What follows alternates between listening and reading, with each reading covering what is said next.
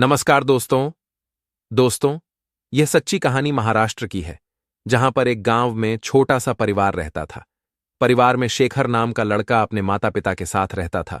शेखर का एक छोटा भाई था, जो अभी पढ़ाई लिखाई कर रहा था। शेखर के पिता ठाकुर जी खेती किसानी किया करते थे, और शेखर एक कंपनी में जॉब करता था, और शेखर की सैलरी भी अच्छी खासी थी। शेखर जवान तो था ही, इसीलिए उसके पिता ठाकुर जी शेखर की शादी करना चाहते थे। ठाकुर जी सोच रहे थे कि जल्दी से जल्दी अपने बेटे शेखर की शादी कर दें। ठाकुर जी ने कई रिश्तेदार और दोस्तों से कह रखा था कि वह अपने बेटे शेखर की शादी करना चाहते हैं। कोई अच्छी लड़की का रिश्ता बताओ। दोस्तों, 2 महीने के बाद एक रिश्ता आता है। उस लड़की का नाम अंजलि होता है। अंजलि देखने में बहुत खूबसूरत थी। अगर कोई भी इंसान अंजलि को देखे तो एक ही नजर में पसंद कर लेते। ठाकुर जी अपने बेटे शेखर के लिए अंजलि को देखने के लिए अंजलि के घर पर पहुंच जाते हैं, और अंजलि को जब देखते हैं और एक ही नजर में पसंद कर लेते हैं। दोस्तों, हमारी आप लोगों से एक छोटी सी रिक्वेस्ट है। वीडियो को लाइक करके चैनल को सब्सक्राइब कर लीजिए, और इस वीडियो में आप अंत तक बने रहिए, क्योंकि इस घटना से आपको एक बहुत बड़ी सीख मिलने वाली है।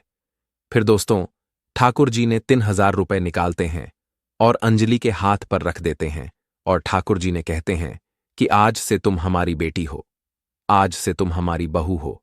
फिर शेखर और अंजलि का रिश्ता पक्का हो जाता है, और 3 महीने के बाद वह दिन आ ही जाता है जब शेखर दूल्हा बनता है, और दूल्हा बनकर बारात लेकर अंजलि के घर पर पहुंच जाता है। फिर शेखर और अंजलि के फेरे होते हैं।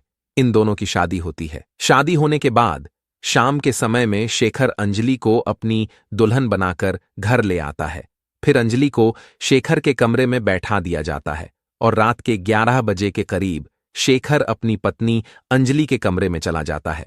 शेखर अपनी पत्नी अंजलि के पास बैठ जाता है और अंजलि से बातचीत करने लगता है।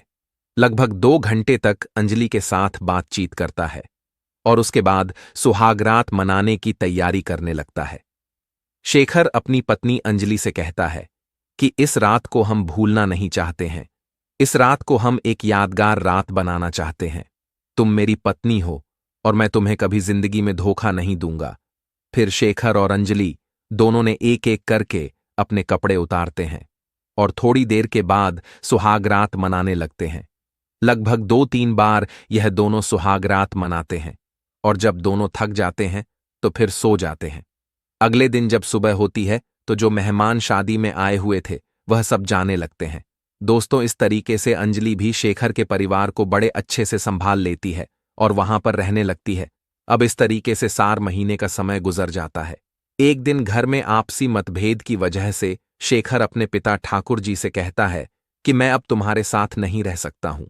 मैं अलग होना चाहता हूं। मैं अपनी पत्नी अंजलि के साथ अलग से रहना चाहता हूं। फिर उसके पिता ठाकुर जी जो ने शेखर को अलग कर देते हैं और कहते हैं कि ठीक है, आज से तुम्हारा हमारा कोई मतलब नहीं है, तुम अलग ही रहो। फिर अगली दिन शेखर दूसरी जगह जाकर एक अपना छोटा सा मकान बनाता है और अपनी पत्नी अंजलि के साथ वहां पर रहने लगता है। 3 महीने के बाद किसी कारणवश शेखर की नौकरी छूट जाती है। शेखर को कंपनी से निकाल दिया जाता है। अब शेखर को काफी परेशान आ चुका था और सोच रहा था कि अब वह क्या काम करेगा। शेखर इधर उधर काम करने के लिए जाता था, लेकिन शेखर के मन मुताबिक कहीं काम नहीं मिल पाता था। इस तरीके से दोस्तों 2 महीने का समय और गुजर जाता है। अब शेखर को और काफी परेशान आ चुका था। एक दिन शेखर अपनी पत्नी अंजलि से कहता है कि मैं तुम्हारी मां यानी कि अपनी सास के यहां पर जा रहा हूं। वहां पर शहर है, बाजार है, कोई ना कोई दुकान में काम कर लूंगा या कोई ना कोई बिजनेस में वहां पर कर लूंगा, और वहां पर मेरा काम अच्छा चल सकता है। फिर अंजलि कहती है कि ठीक है, अगर तुम वहां पर जाना चाहते हो तो तुम चले जाओ और वहां पर जाकर काम करो। दोस्तों, शेखर अपनी सास के घर पर चला जाता है और शेखर अपनी सास से जाकर कहता है कि मैं यहां पर कोई बिजनेस करना चाहता हूं, कोई काम करना चाहता हूं, और इसके लिए मुझे आपकी मदद की जरूरत पड़ेगी। फिर शेखर की सास कहती है कि दामाद जी कैसी बात कर रहे हो, मैं तुम्हारी मां के जैसी हूं और मेरा फर्ज बनता है कि तुम्हारा काम लगवाना। मैं इधर उधर फोन करती हूं, किसी से पता करती हूं ताकि तुम्हारा काम जल्द से जल्द लग जाए। शेखर की सास का नाम पायल होता है। पायल की उम्र 50 साल के करीब थी। पायल देखने में बहुत सुंदर थी और खूबसूरत थी। पायल का पति नहीं था। पायल की एक ही बेटी थी जिसका नाम अंजलि था, और अंजलि की पायल ने शादी कर दी थी। अब पायल अपने घर पर अकेली ही रहती थी। पायल शेखर को लेकर मार्केट चली जाती है और बाजार में घूमने लगती है और इधर उधर दुकान की तलाश करने लगती है। 60 दिन तक यह दुकान की तलाश करते हैं। आखिरकार 5वें दिन शेखर को एक दुकान मिल जाती है। यह दुकान का मालिक को शेखर ने एडवांस भी दे देते हैं। अब शेखर सोच रहा था कि इसमें किराने की दुकान करेगा और अगले दिन शेखर किराने का सामान लेकर उस दुकान में भर देता है और वहीं पर अपनी सास पायल के घर पर रहकर दुकान चलाने लगता है। अब शेखर को अपनी सास के घर पर रहते रहते लगभग 5 महीने का समय गुजर चुका था। एक दिन शेखर अपनी दुकान पर जाने के लिए लेट हो जाता है और तुरंत ही शेखर नहाने की तैयारी करता है और तौलियां और साबुन लेकर बाथरूम में जैसे ही जाता है, जब बाथरूम का दरवाजा खोलता है तो उसकी सास पायल जो होती है वह नग्न अवस्था में वहां पर नहा रही थी। फिर शेखर जब अपनी जवान सास का शरीर देखता है तो उस पर मोहित हो जाता है और पागल हो जाता है। शेखर तुरंत ही दरवाजा बंद करके वापस लौट जाता है। 5 मिनट के बाद शेखर की सांस नहा के बाहर आ जाती है। अब शेखर अपनी सांस पायल से नजर नहीं मिल पा रहा था।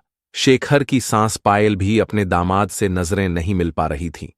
फिर थोड़ी देर के बाद शेखर भी नहाने के लिए चला जाता है और नहा के जब शेखर वापस आता है, नाश्ता पानी करता है और शेखर अपनी दुकान पर चला जाता है। दोस्तों, शेखर का अब अपनी दुकान में मन नहीं लग रहा था। शेखर अपनी सांस के बारे में ही लगातार सोच रहा था। शेखर ने अपनी सांस पायल को जो नग्न अवस्था में देखा था, पायल के गोरे गोरे शरीर को देखा था। शेखर उस पर मोहित हो चुका था। शेखर के शरीर में काम वासना दौड़ने लगी थी। अब इस तरीके से शाम हो जाती है। शाम के समय में शेखर दुकान बंद करके अपनी सांस के घर पर आ जाता है। शेखर अपनी सांस से नजरें नहीं मिल पा रहा था। फिर थोड़ी देर के बाद उसकी सास पायल खाना लेकर शेखर के पास आती है और शेखर के पास आकर बैठ जाती है। पायल अपने दामाद शेखर से कहती है कि दामाद जी, कोई दिक्कत नहीं है, ऐसा तो होता रहता है। फिर शेखर जब उसकी यह बात सुनता है तो शेखर थोड़ा खुल जाता है और अपनी सास पायल से कहता है, सासू मां, आप बहुत खूबसूरत हो, आपका शरीर बहुत अच्छा है। फिर पायल जब अपने दामाद की यह बात सुनती है तो हंस के वहां से मुस्कुरा के चली जाती है। पायल अपने दामाद शेखर से कहीं ना कहीं प्यार करने लगी थी, लेकिन शेखर को कहने से डरती थी। पायल की काम वासना भी दौड़ने लगी थी क्योंकि पायल अभी जवान थी। इधर शेखर भी अपनी सास से प्यार करने लगा था, मोहब्बत करने लगा था, लेकिन सास को कहने से डरता था। अब इस तरीके से 2 दिन का समय गुजर जाता है। एक दिन शेखर अपनी दुकान बंद करके घर पर आता है। शेखर की जो सास होती है पायल, वह किचन से खाना लेकर शेखर के पास आकर बैठ जाती है और शेखर से बातचीत करने लगती है। अब थोड़े थोड़े यह खुलना शुरू हो चुके थे। शेखर अपनी सास पायल से कहता है कि सासू मां, आप बहुत खूबसूरत हो, आपका शरीर बहुत अच्छा है, आप अभी जवान हो, आपने दूसरी शादी क्यों नहीं की। फिर शेखर की सास पायल शेखर से कहती है कि दामाद जी, जब आपके जैसा दामाद घर पर है तो मुझे दूसरी शादी करने की क्या जरूरत है। फिर शेखर पूरी बात समझ जाता है और थोड़ी देर के बाद शेखर पायल के साथ छेड़छाड़ करने लगता है। पायल इसका कोई विरोध नहीं कर रही थी। पायल भी शेखर का भरपूर साथ दे रही थी।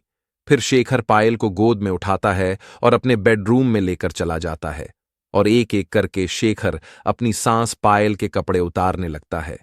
थोड़ी देर के बाद यह दोनों नग्न हो जाते हैं और यह दोनों संबंध बनाने लगते हैं। शेखर अपनी सांस के साथ इतनी जोरदार तरीके से संबंध बनाता है कि पायल की हालात खराब कर देता है। पायल और शेखर की खूबसूरत सिस्कारियां पूरे रूम में गूंज रही थीं। पायल को वह चरम सुख मिल रहा था जो पायल को पहले कभी नहीं मिला था। दोस्तों, अब इस तरीके से लगभग 5 घंटे तक यह एक दूसरे से संबंध बनाते हैं और जब दोनों थक जाते हैं तो वहीं पर लेट जाते हैं और फिर बातें करने लगते हैं।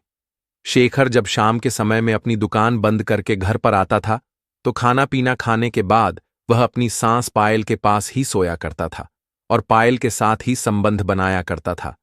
अब इस तरीके से 3 महीने का समय गुजर जाता है। पायल और उसका दामाद शेखर, इन दोनों का यह रोज का काम हो चुका था। एक दिन अंजलि अपनी मां के घर पर आ जाती है और शेखर से कहती है कि मेरा वहां पर मन नहीं लग रहा था, इसीलिए मैं यहां पर आ गई। शेखर अंजलि को बुरा भला भी कहता है, लेकिन अंजलि मानती नहीं है। अंजलि कहती है कि मैं अब यहीं पर रहूंगी, तुम्हारे पास ही रहूंगी। फिर शेखर कहता है कि ठीक है, अगर तुम्हारा मन यहीं पर रहने का है तो फिर ठीक है, रहो। अब अंजलि भी वहां पर रहने लगती है।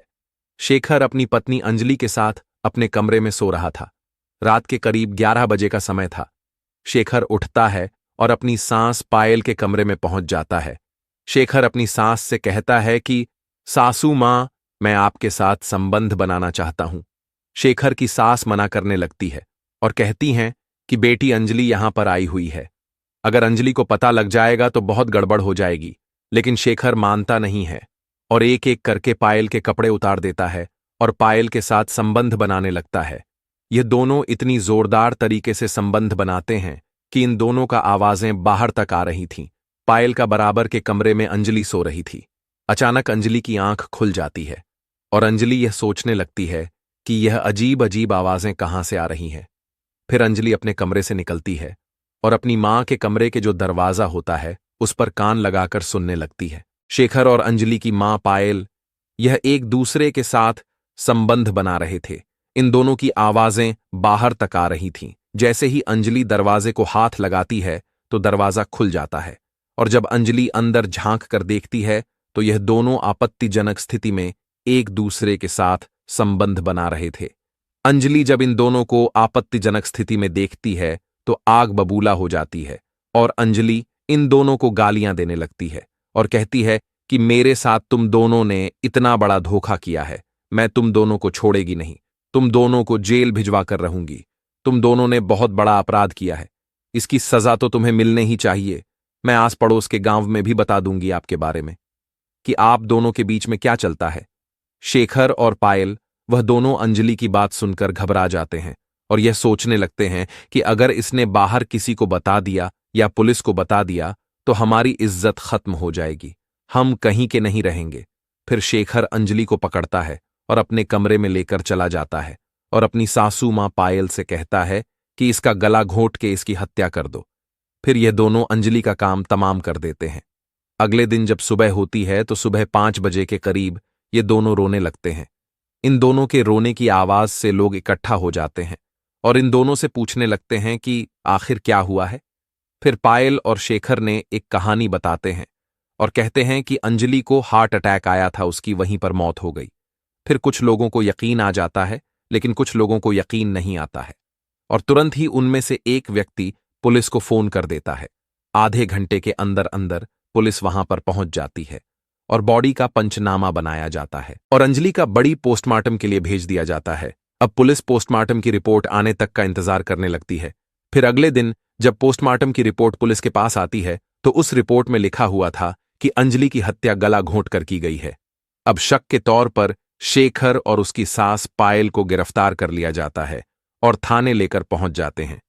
फिर इन दोनों से पूछताछ की जाती है।